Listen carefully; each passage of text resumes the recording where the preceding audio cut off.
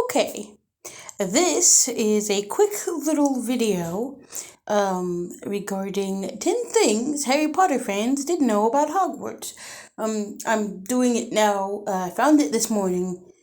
I can't remember when I found it. I think it was earlier on in the day during my first break, I think. I don't quite remember. But I want to do the video now because I have time. This is something where it can't be a before work video because I actually have to have time to focus on the video. And also because I love Harry Potter. And unless I'm playing puzzles and spells, y'all ain't gonna see me do this before work other than maybe if they have a personality quiz or something that's like quick and easy. This is gonna take a lot of talking. Alright, let's see here. I don't even know what that is. We're not even gonna dignify that with a look. Alright, Hogwarts was located in the Scottish Highlands and was unplottable. Okay, that's kind of... Alright, it being located in the Scottish Highlands, I did not know that. But the unplottable thing is basic Harry Potter knowledge. If anybody doesn't know that, they're not a true Harry Potter fan. They're just casual. Moving right along? Well, actually, no, let's not move right along. Let's read some of the stuff. One of the most prominent wizarding schools in Europe, Hogwarts, was situated somewhere in the vastness of the Scottish Highlands. While the exact location remained unknown, Hogwarts was said to be near the magical town of Hogsmeade, the real-life borough of Dufftown in Banffshire? Banff? I'm probably saying that wrong. Banffshire. Banffshire. Bshire. We'll just call it Bshire because I can't pronounce that, and I apologize, actual burg or town or what have you, that I mispronounced your area's name. I really am. I just can't do that kind of stuff. As a means of protection, the school is under a powerful concealment charm that made it unplottable, meaning it wouldn't appear on maps of any kind. And yet they have a map of the school, and yet apparently it's plottable enough for the Marauders map to exist. And yes, I'm aware that it involves the actual ground itself, but still it's on a map, so yeah. Alright, let's see. Furthermore, the castle would only reveal itself to magical folks appearing as old abandoned ruins to any mortal who happened upon it. Okay, hot take here. Personally, I don't like the idea of it appearing as ruins. If I was Mama Rowling, and yes, I'm calling her that, I don't know if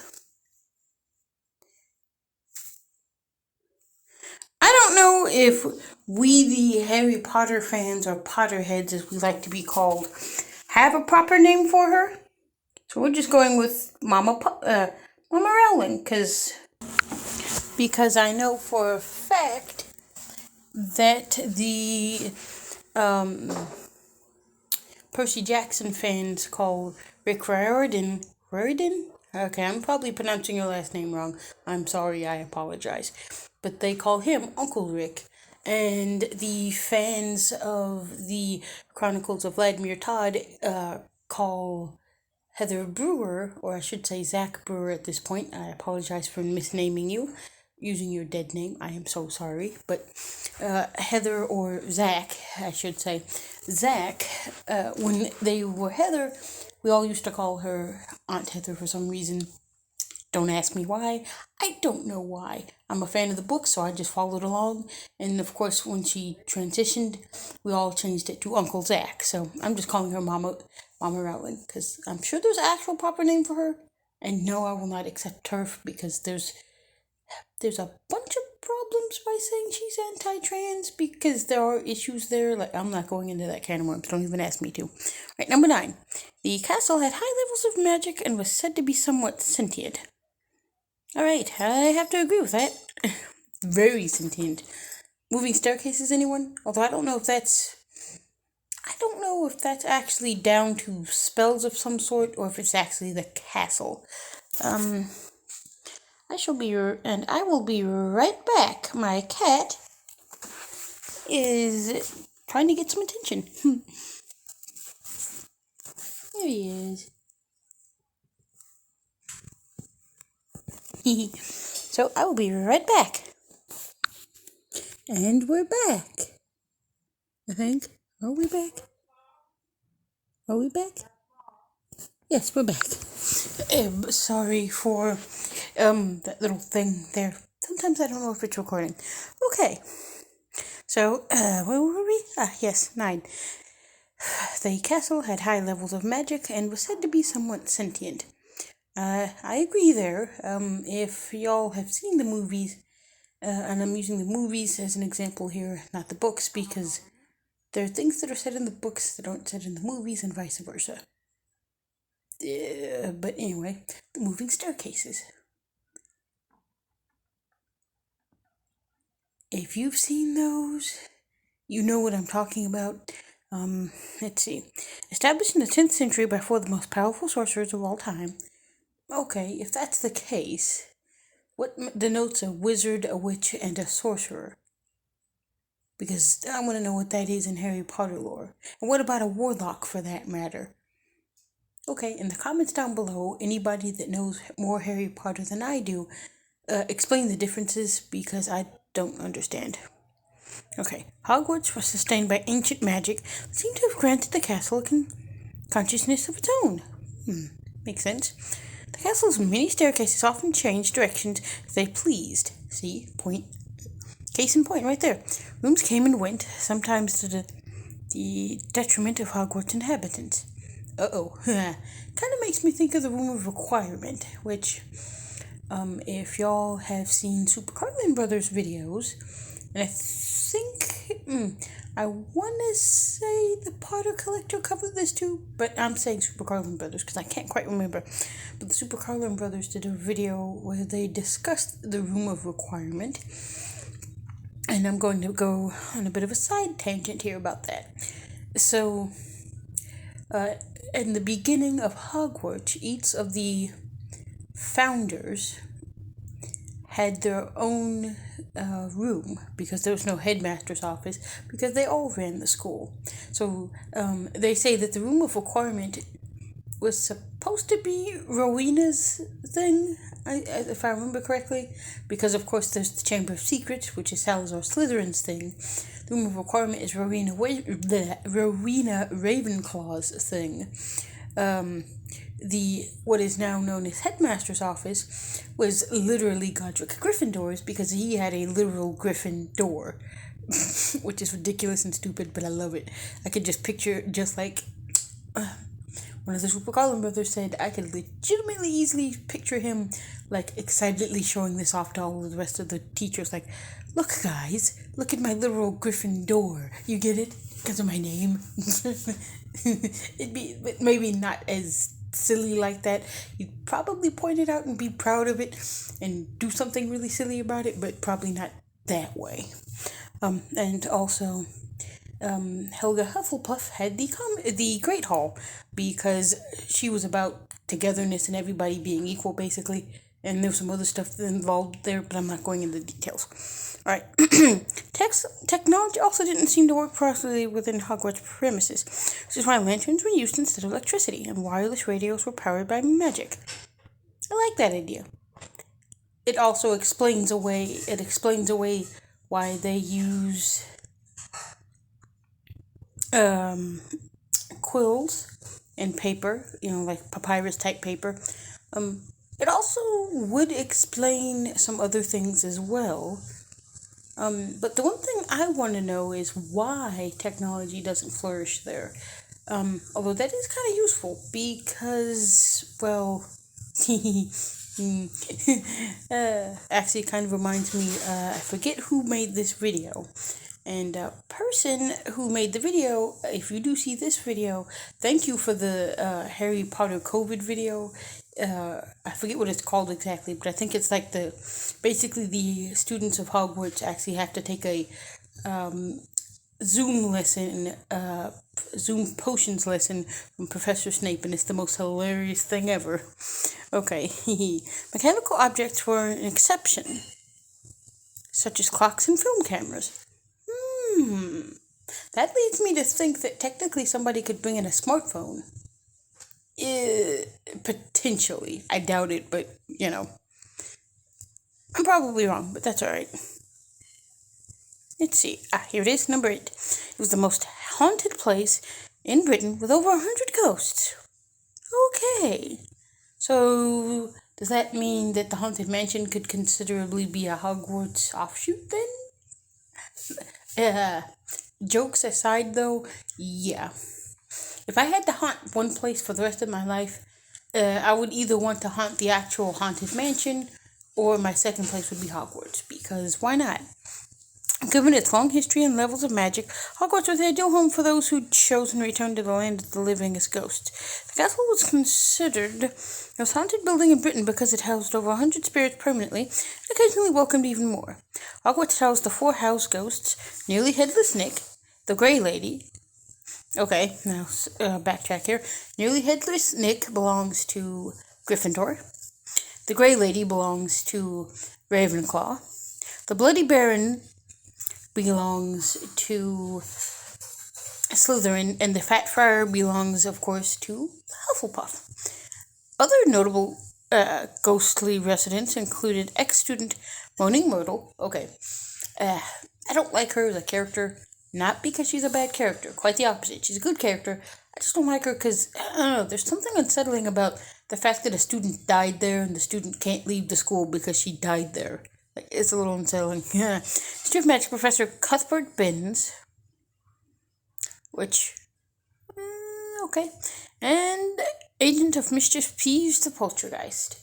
Okay, they should have included another one, and the one they should have included, which they didn't, is, of course, Filch. Now that's actually a headcanon that both Super Carlin Brothers and I want to say the Potter Collector, I think they do, I know I do, they believe that headcanon, which is that just how Peeves is the poltergeist of mischief,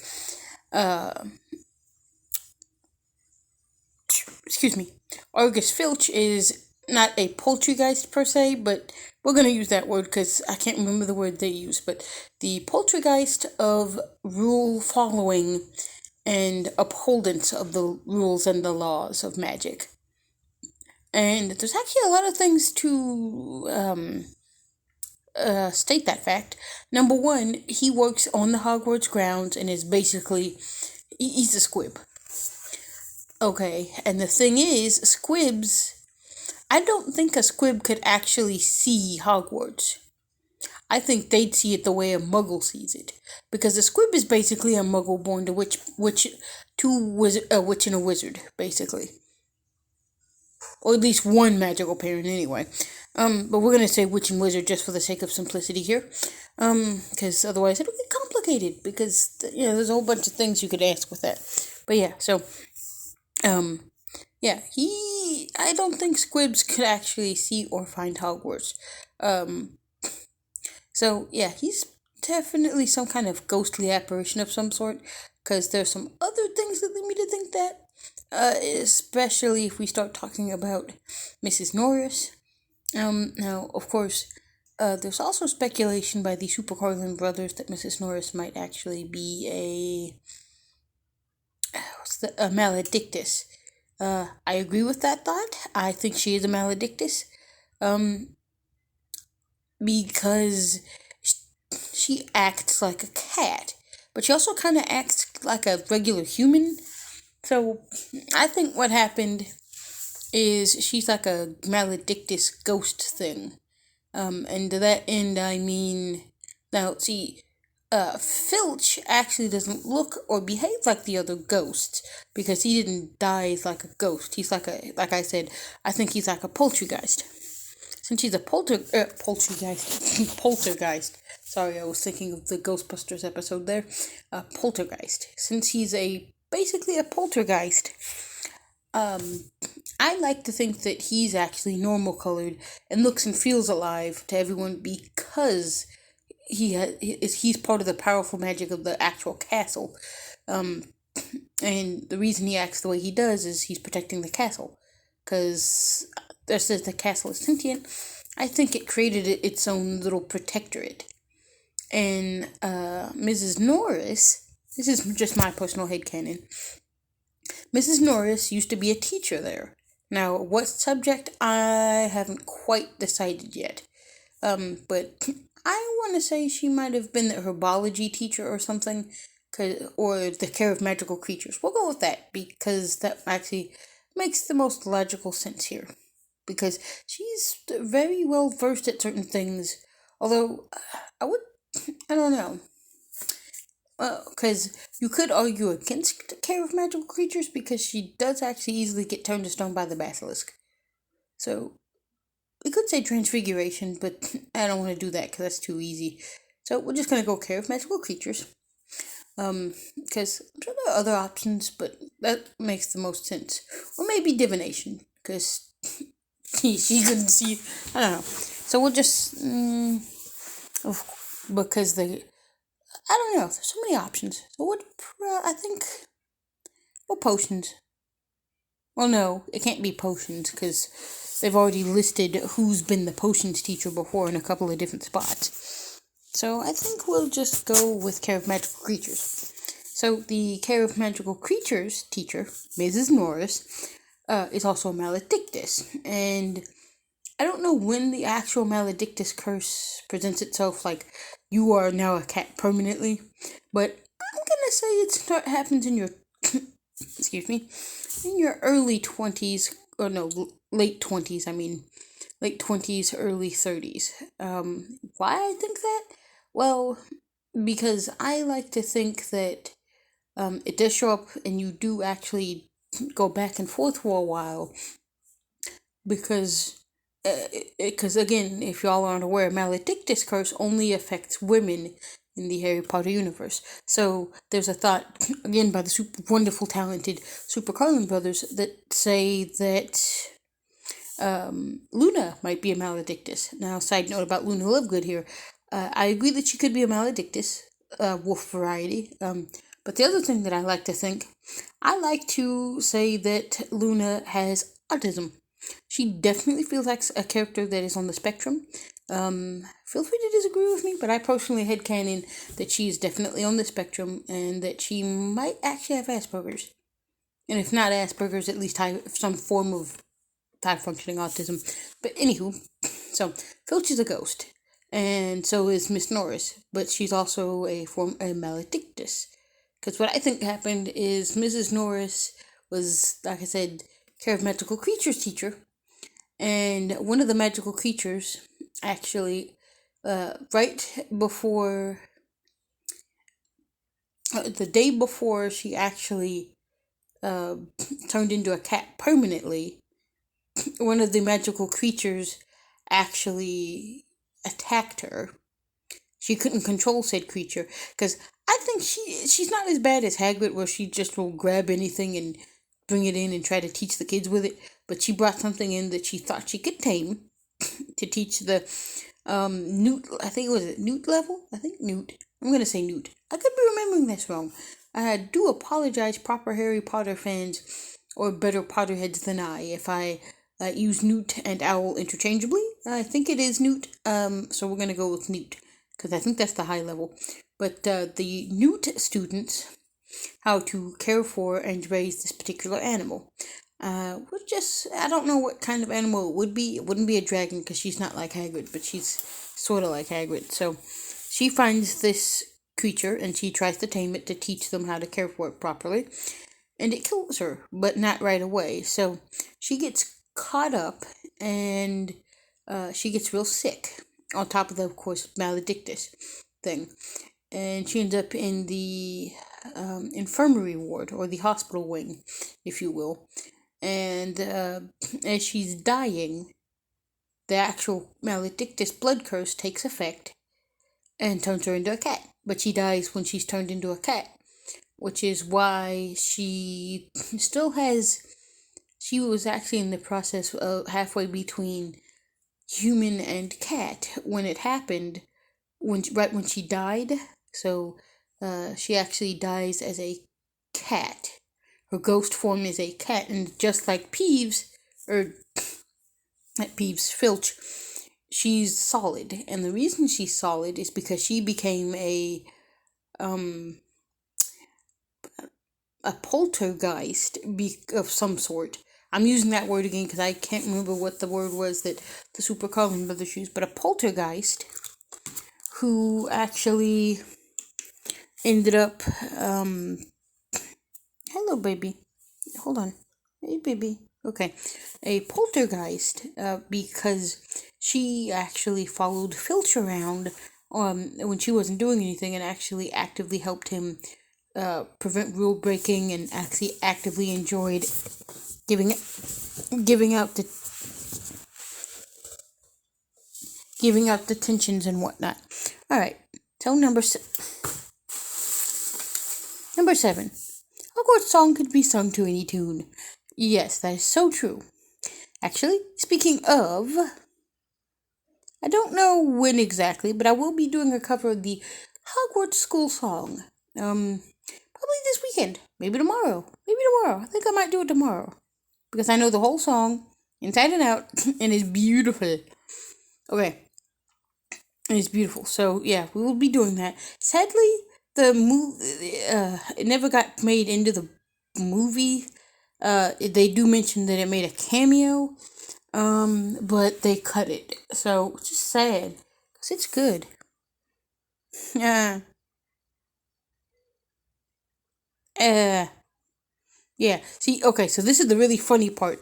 If y'all remember in the book, when Dumbledore has them sing the school song, and this is only in the books because in the movies they did give it an actual theme tune, but in the books the Weasley twins sing it like a dirge and they're the last ones to finish, which is hilarious.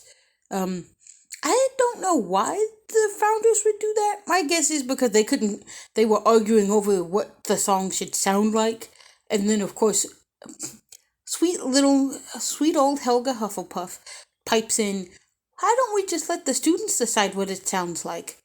That way, everybody gets what they like. We don't have to argue over this, and it's nice and calm. So, I figure that's what happened. Alright, number 6. Hogwarts employed over 100 house elves as cleaning and kitchen staff. Yes! Dobby, Winky, and for you Potterheads that only know the movies, Winky actually was the important part of Goblet of Fire, and she was cut, and basically, just like Dobby was cut. And they basically replaced Dobby. They removed Winky entirely and gave all of Dobby's actions to Neville. Which, I mean, I don't blame them because Dobby required, like, motion capture, I'm guessing, and some other stuff, so. But still. And of course, Spew. Which, I'm anti-Spew because house elves. I know house elves are basically like an allegory for slavery, but the house elves enjoy being house elves. They don't want to be free. Like, they don't like Dobby for being free. They actively hate him because he is free. Just like Winky. Although Winky drinks herself into a stupor and gets drunk, and they don't like her because she's drunk and free. It's kind of funny, actually. Okay, let's see here. When Hogwarts was founded, Helga Hufflepuff brought a myriad of house elves to the castle as cleaners and kitchen staff, giving them the best work environment she could at the time. Diligent and timid, the house elves wore clean togas and strived to remain unseen as they worked around the school. The house elves were always welcoming to any Hogwarts student who dallied into their workspace and offered the students pastries and other baked goods. After being dismissed by their former masters, Dobby and Winky... Poor Dobby. Moment of silence for Dobby.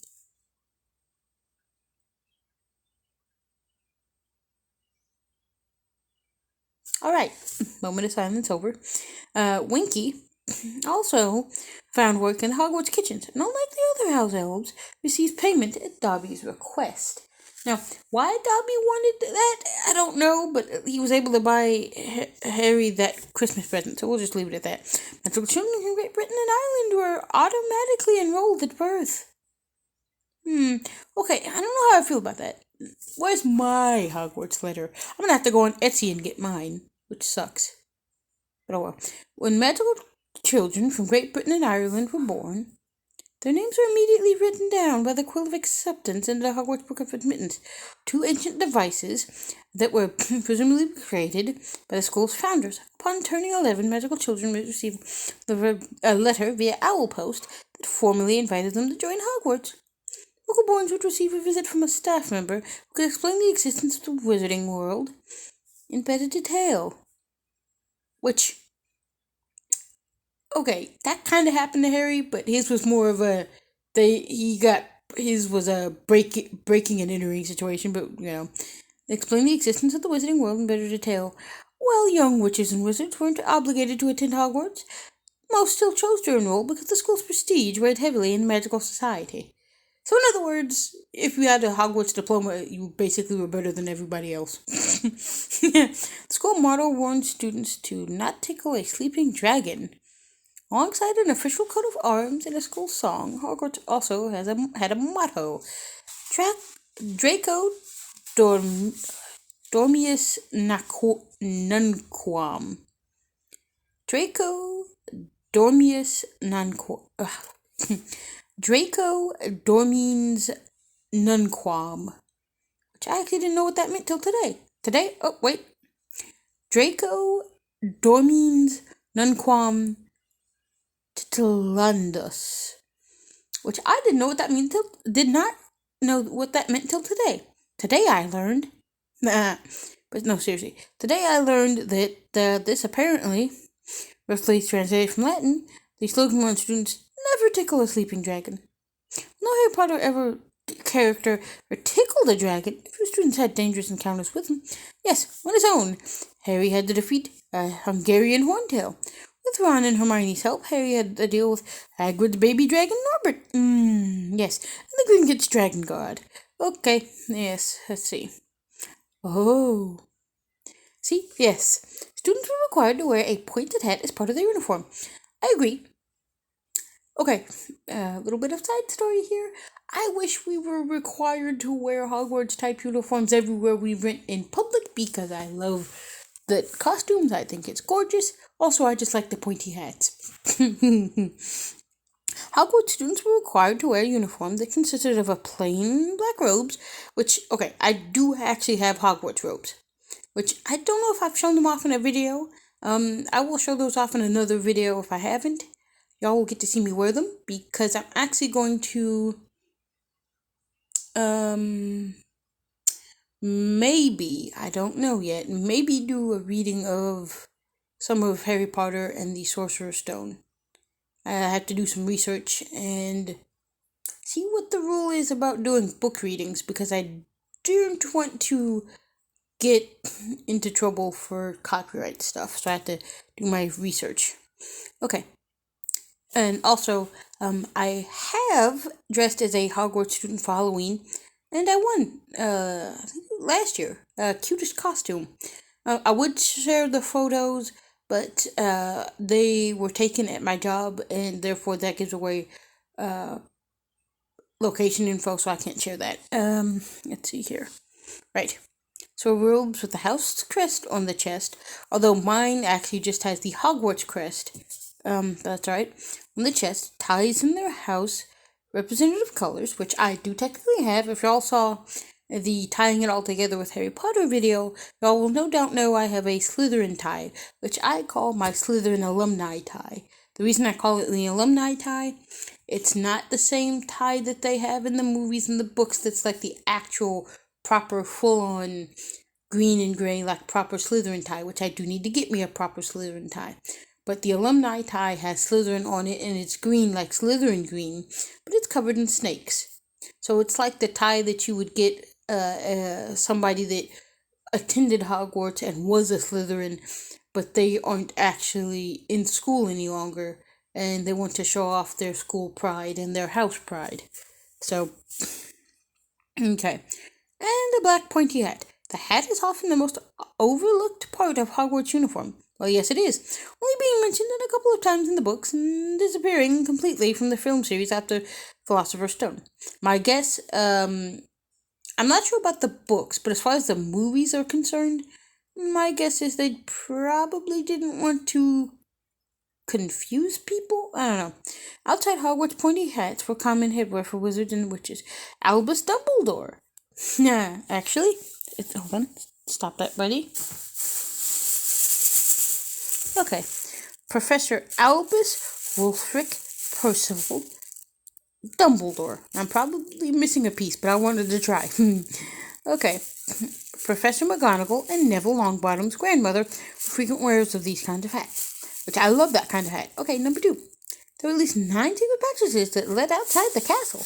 Oh, now we talk the Marauders map, which is beautiful. Mina Lima did an amazing job. But yes, the Marauders map did show about 9. Technically 8. They say 9, but I'm going to say 8 because if y'all remember, 2 of them got covered up. But I think one of them got uncovered. I'm not sure. Large and ancient, Hogwarts was made up of multiple secret passages that served as shortcuts within the castle or paths that led outside the grounds and into Hogsmeade. During their late-night escapades in the 1970s, the Marauders, and for those who don't know, the Marauders are as follows. James Potter, Peter Pettigrew, Bubba, let's see. And now I can't think of the other ones, which is terrible, because I had it already, was thinking of it, and I had it already. I could Google it, but I'm not going to cheat. Let's try this again. For those of you who don't know, the Marauders are James Potter, Peter Pettigrew, Remus Lupin, and Sirius Black. And, of course, Pettigrew's the asshole. And yes, we're going to use that word. He's a treacherous, snake in the grass asshole. He got Harry's parents killed, got Sirius Black arrested, and eventually killed, and he also got Remus Lupin killed. Okay, not directly, but I'm going to say he killed everybody. Because he deserves it. Okay. There were 2 other secret passages mentioned in Harry Potter. Both passages were inside the Room of Requirement. The Vanishing Cabinet. Yes, okay. Yes, that, and then, of course, the connected to its twin in Borgin and Berks, yes. The portrait of Ariana Dumbledore that linked to Hogwarts to the Hogshead. Now, this is what I think happened as far as the Vanishing Cabinet. I don't know how old Borgin and Berks is, but I would hazard a guess that it's at least old enough that Salazar Slytherin, because we don't actually, I don't think they say how old Diagon Alley is. So I'm going to make the assumption that well, maybe not as far back as Slytherin, but at the very least, one of his descendants that attended the school actually had the Vanishing Cabinet donated. And since they had it donated, eventually they discovered the secret about Tom Riddle, and after they did discover the secret, they had it put in the Room of Requirement because they didn't want to risk it being used for evil, even though it did get used for evil. And it had a twin, and the twin got sent to Borgin and Berks, probably for the same reasoning, I think. Or maybe somebody got it somehow and hawked it. We don't know. Okay. And the portrait of course, Ariana Dumbledore that linked Hogwarts to the Hogshead. Now, this one, personally, I think this one actually happened at Dumbledore's request, because he knew something might happen one day, and he probably did make contact with his brother, I cannot remember his brother's name right now. So we're just going to call him, since I can't remember, we are just going to go ahead and call him Artemis, because I think it actually was Artemis or something that started with an A. I could be wrong. We're just going to call him Artemis. Feel free to correct me in the comments down below. In fact, do correct me in the comments down below, because again, I could Google it, but I'm not going to cheat. So we're just going to call him Artemis. So Artemis and Albus had a conversation they made somewhat reconciled. They weren't like on amazing speaking terms, but he did ask him and said, he did ask his brother, and he said, Artemis, can you please let me have this tunnel linking to your pub for emergency use? Because something tells me that we're going to have a repeat of Grindelwald, and I need a safe way to get out that is not very known, and that only you and I know about, and then eventually Harry and the others, but that only the two of us know about, in the room of requirement, just in case something were to go wrong, so I can have a safe way to potentially let my students escape. And he probably agreed because he wanted to try to show good faith to his brother, but let's roll back around here. Aha! Ooh, Hogwarts was considered a state school and was funded by the Ministry of Magic. Oh, okay. I have some angry things to say about that. Very, very angry things. Mainly because of Dolores Jane Umbridge. I hate her. She is vile. She is worse than Voldemort. Ugh. And do we all want to know why she's worse? She actually abused Harry. Unlike Voldemort, who actually just wanted him dead, she actually abused him, which is actually worse than killing somebody. Because, you kill somebody, that's dangerous, terrible, wrong.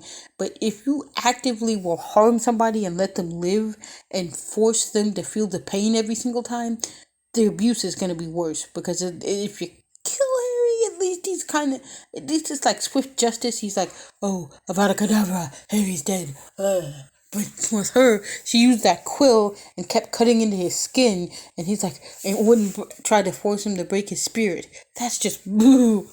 Okay. That's making me uncomfortable. Although, the one good thing to come out of Dolores Jane Umbridge is, at least with the audio recording used for the National Library Services for the Blind's digital talking book player, the person that does the recording and was reading Umbridge's parts, when she cleared her throat, he'd always go, hem hem. And I can't think of that with a straight face. Hem hem. I don't know why that made me smile, but it does. Despite boasting certain independence, Hogwarts was still considered a state school and received its funding from the British Ministry of Magic. Students only paid for the personal items such as uniforms, wands, brooms, sticks, and cauldrons, but they need to cover their own tuition. The ministry also oversaw official examinations such as the Owls and the Newts, and provided apparition classes for Hogwarts students who were about to turn 17. Okay, I'm going to assume that the apparition waiting for 17 is probably because intelligence issues, and also because it's probably their answer to driving, so we'll just leave it at that. Okay, until Order of the Phoenix when Dolores Jane Umbridge took over, as High Inquisitor, the ministry had never interfered in the school's daily activities. Yeah, see, they should never have interfered in the first place. But we all know how they are. They'd rather interfere and muggle with things. They'd rather muggle things up than admit that you know who actually lived. And with that, like I said, in the comments down below, let me know what y'all think of this article. And if y'all would like me to do more article readings in the future, I'll be glad to. I just need to know because, if there's anything specific y'all want me to research, any specific articles you want me to cover, I will be more than happy to share articles and do readings of articles for y'all. And give my opinion. Just, there are 3 rules for this particular thing. Nothing political. Puzzled Skunk doesn't touch politics because Puzzled Skunk does not want to cause a war.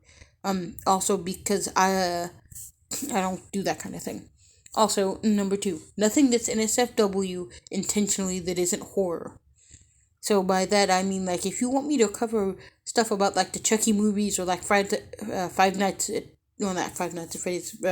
13th or Freddy vs. Jason type articles, that's fine. Talking about a horror movie, A-okay. But if you're trying to get me to do stuff that's NSFW, that's like X-rated content, that's not X-rated because it's horror, I won't touch it. Because There's a rule against that in the Puzzle Skunk family household. And B, because demonetization, and I don't want to get demonetized even before I, do that. So, yes, I will see you all in the next video, whenever that may be. Bye bye.